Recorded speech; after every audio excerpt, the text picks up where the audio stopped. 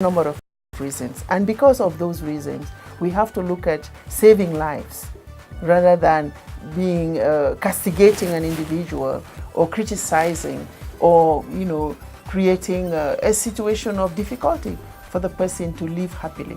And where you have stigma, you have more casualties, and therefore the importance for teachers to understand that in the work they're doing, they are saving lives, and they are also helping that child to learn, to be able to contribute. But if really they take on a negative stance, they're not helping in development. Normally, even as teachers, sometimes when we are teaching them like a song, we are teaching a song that is going to stigmatize. We are not teaching a song that is going to tell us that this is something within us and we need to see what to do. So the children look at it as if it is something that is going to kill them and finish them, and therefore they have a negative attitude about it. So it's not really to the side of assisting those who are positive, such that as they expound on it as a killer, it even makes those that are positive afraid. HIV doesn't kill. What kills, it's you. One of the greatest challenges in the fight against HIV and AIDS is the stigma. From what the children have said, it is clearly very important for teachers to be in the forefront of fighting stigma, supporting HIV-positive learners, debunking myths, and spreading awareness about HIV. It calls for collaborative efforts between all bodies concerned, especially the Ministries of Health and Education.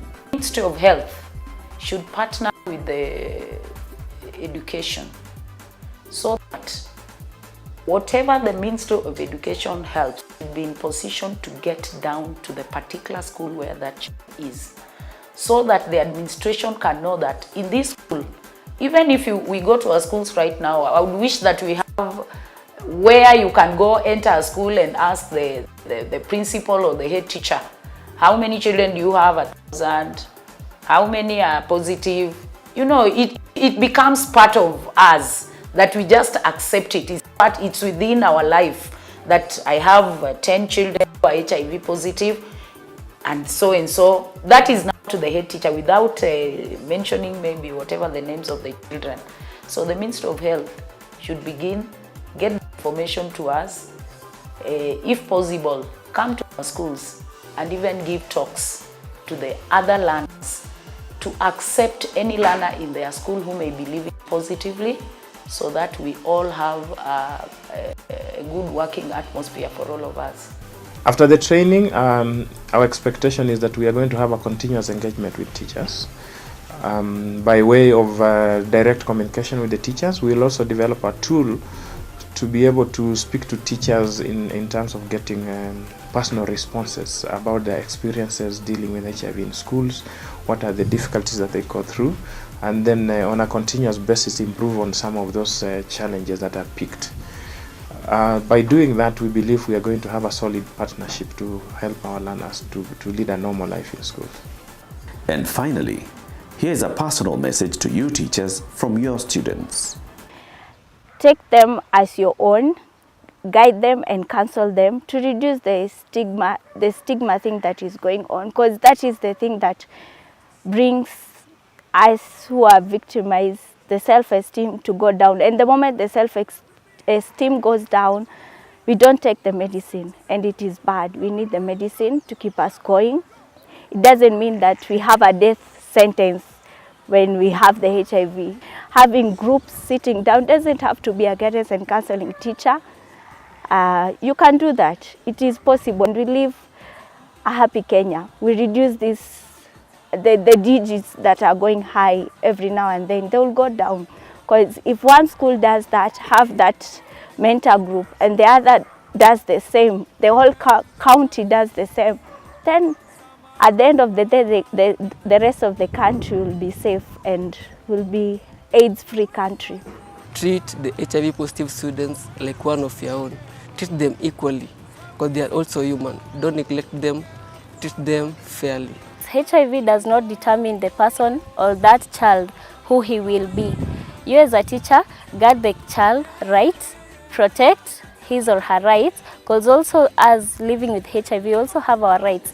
And these rights are to stay like any other child and not to be tortured by anyone or even anything in this world.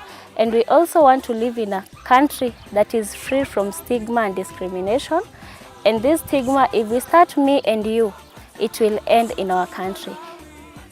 Whenever you are in this life, remember, you have one opportunity to live. And every moment you spend, you shall be encountered with it. Have a positive attitude for a positive 100 life.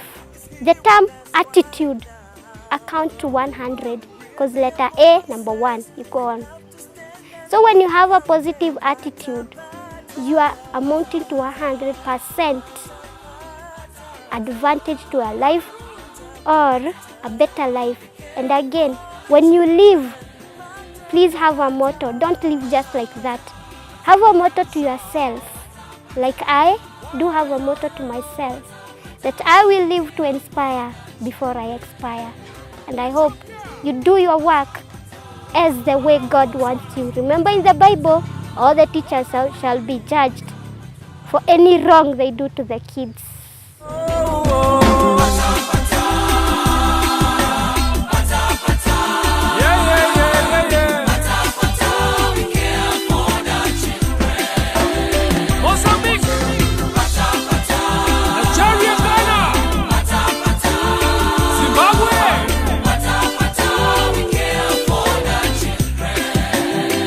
Somalia, Morocco, Namibia, Angola, DRC.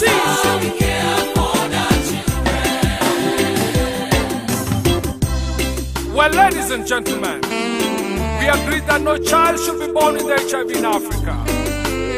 But this is only possible if we join our hands together to fight this dreaded disease. Primary prevention is a must for all of us. So each one of us must know his or her HIV status. Family planning is available, even for the HIV positive individuals. When you get pregnant and you have HIV, you can still make a choice and go to the hospitals and get antiretrovirals. If you take them well, I know that the child will be born HIV-free. Men, remember to take your wives to the hospital so that you can support them and make a joint effort to support the baby too. When we do this, we know that we shall have an HIV-free generation. Let's go!